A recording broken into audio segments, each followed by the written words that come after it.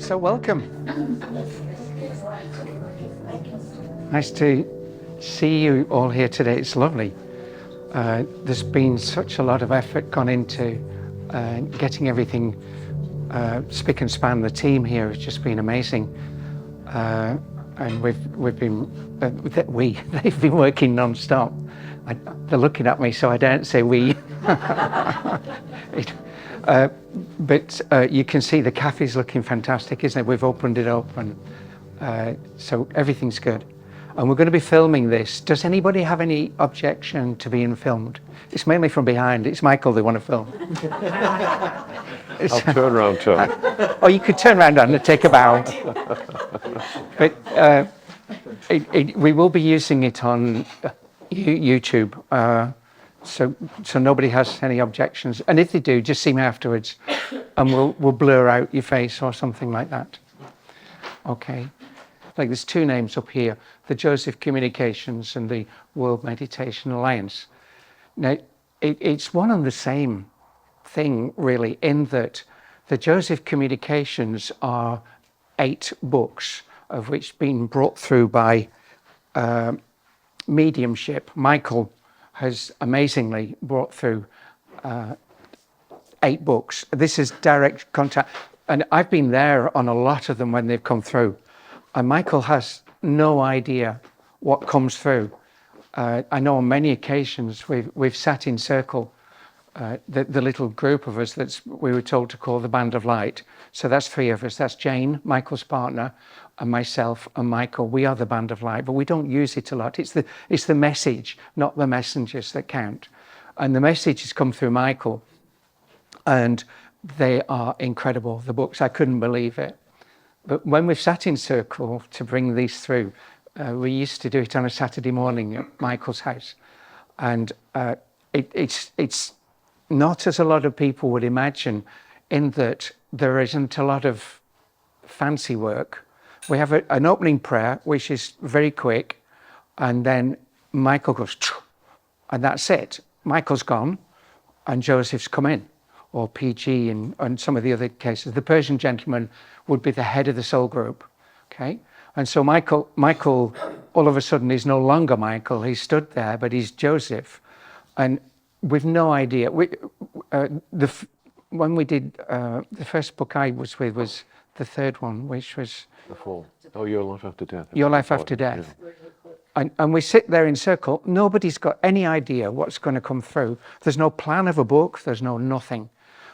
Michael goes, and the Persian, Joseph comes in, and he says, today, chapter 1, Your Life After Death. and that, that's a surprise. And then he talks for an hour, and he talks for 1 hour is a chapter, yeah? And at the end of that, Michael comes round, and it takes him a long time to come round. You won't mind me saying this, will you, Michael? No, not at all. Yeah. That, and it takes an awful lot out of Mike. But the first thing Michael says when he comes round is, was it okay? Did it come through? He doesn't know. And so Michael is completely clean on receiving this, with no idea in advance of what's coming through. And so for me, that just adds to the authenticity of the messages that come through, that they're exactly unfiltered, untouched by human hand. And we were told also that we haven't to have an editor or a book. We have to do it ourselves. Well, Jane's a proofreader, and so... I transcribe them as well. Pardon? Giving my full due. Transcribe them as well. Okay. Yeah. And so the ability was there to publish the book without going to publishers. Because if you go to a publisher, they say, we'll just tweak this bit, or we'll do that, or we'll do this isn't sellable, it won't be popular. We were told it doesn't matter, it comes through, those are the words, we don't adjust them. And so that's what it is. It's absolutely authentic. And at the time, even Michael didn't know what was coming through. So it hasn't been scribed by anybody. It hasn't been written in another language first or anything like that. It's come through pure, 100% pure through. And that's what the Joseph Communications are. But then we were told that we have to do some work, that we have to take responsibility. The situation on earth is that we take responsibility. And to do that, we do that through meditation. And we can only do it through meditation. Each one of us has to take responsibility. There's going to be no rescue operation from up above. It's going to be us that do it. We have to do it. And this is why the three of us we've spent the latter part of our lives just doing this one way or another. It's so important to get out. And we've never made any money. In fact, it's cost us enormous amounts of money. And when we should be retired, we're doing this because we believe so strongly in it. And the fact is that we have to do the work. We have to link in to spirit, and we have to meditate.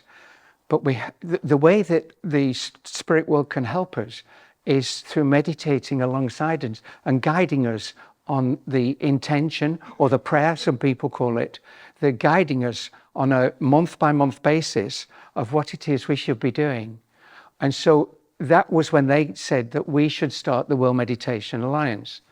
And so we, three of us, started the World Meditation Alliance.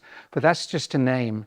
It's joining it and doing the work. You have to do the work. And this is why we want as many people as possible who are appropriate, which you all are, which is fantastic, to be able to join together, align ourselves with the angelic prayer, the angelic intention, and bring through massive, massive amounts of these higher vibrations.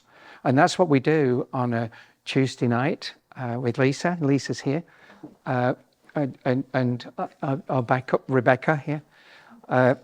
So that's what we do on a Tuesday. We do it on a Monday in America and Thursday morning in Australia. And that's what we're doing. But even the numbers that we've got, we have on Friday we had 160 people meditating together. But what came through was enormous, absolutely enormous. Okay, so those are the different parts. And tomorrow morning I'm doing a tour of the sanctuary, which will be telling you more about the home, because the sanctuary is the home. So that is the work and action. That is the philosophy, not the philosophy, that's the truth. And the sanctuary is the base, it's the home, that's what it is. It's the house of Joseph, it's the house of the communications. So I hope that makes it a bit clearer on the setup. Phones are all off, should be all off. So Michael, have I said everything I need to say? I think so, Tony. So I'd like to now introduce Michael, I'm stepping off now and listening. Michael has put a unique course together today, and there will be meditations, one in the morning and a couple in the afternoon. 2 in the morning, 1 in the afternoon. I'm dyslexic. So that's what's going to happen. And so now, without further ado, Michael Reccia, Michael G. Reccia. Oh, not necessary. Don't clap until you see the content today. Good morning, hello. And first of all, thank you so much for deciding that it's worthy of your time to spend a day together examining and looking at spiritual capabilities, spiritual perspectives. So we're grateful for that, and for also travelling from all parts of the country and from Ireland to be with us today. Thank you. During the course of the day, there will be some interactive sessions, as we've just said. There will be questions and answers. Well, questions and hopefully answers, if I can get my brain going. And there will be a guided meditation this afternoon that is a premiere. I've put it together specially for us, so it's the first time that it will have been held anywhere at any time. And there will, most importantly, be a splendid buffet lunch, courtesy of everyone here at the Sanctuary who worked so hard to put this together. And so, without further ado, I think we'd better get on with the day. Are you reading? Oh my goodness, right. That is terrible. I better get my glasses. I can't believe this.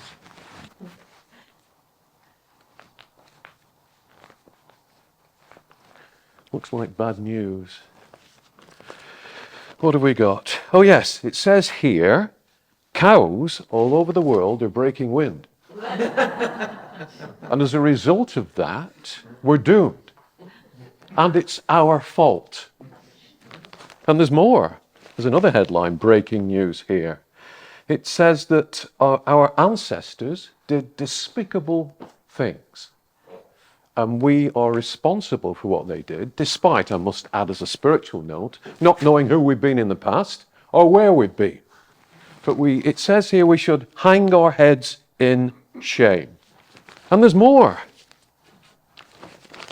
Good grief. Something is coming that will have no resistance to. It says here it could be budgerigar flu, or dormouse flu, or aardvark flu, or the Black Death, or the White Death, or the Purple Death, or the Polka Dot Death. But we are doomed, and we should be very afraid. Oh, another one. The Martians are coming. They're coming come down and eat our brains. And we should watch out for their flying saucers. And we should stay in our homes as much as possible. And again, we should be very, very afraid. And this last one, I don't want to bore you too much with these headlines, but the last one is, according to scientists, so it must be correct, God does not exist. There is no point talking to anyone outside of ourselves or within ourselves. There's no point putting our hopes and our dreams in the hands of a higher power. It's useless. We should stop believing immediately. Bad news, bad news, bad news, both globally and personally. And of course, those are fictitious headlines, but they reflect what's going on with society at the moment. And in all seriousness now, and on a personal level, I've got to share with you, I'd like to share with you something that Jane and myself are aware of, in that we know a couple, they're good friends of ours, called Muriel and John. And they've been going through hard times lately, in that John has been in a coma in hospital. And every so often he comes out of this coma and then he goes back in. They can't seem to stabilize his physical condition. And Muriel is a saint. She visits him all the time, every day, stays there for hours. We don't know how she's keeping up. And we were there last week visiting when John came round. And we sort of quietly edged towards the door because obviously this was a chance for husband and wife to connect. And he said no, he saw us and he said, no, I want you to stay. What I'm going to say is important to you two as well as to Muriel. He said, Muriel, come closer. So she pulled up her chair to the bedside and she took his hand. And he said, Muriel, you've been with me through everything. He said, when I was sacked, there you were by my side. He said, when we lost the business, you stuck to me like glue. He said, when we lost the house, you were there. You didn't leave me for a minute. Every day you were there, supportive. When I had that car crash and was recovering, again, you were by my side every minute of every day. And when my health started to fail, you were a brick. You were there with me constantly. He said, Muriel, I have something to say to you. And she squeezed his hand and he looked at her and she smiled and he said, I'm beginning to think you're bad luck.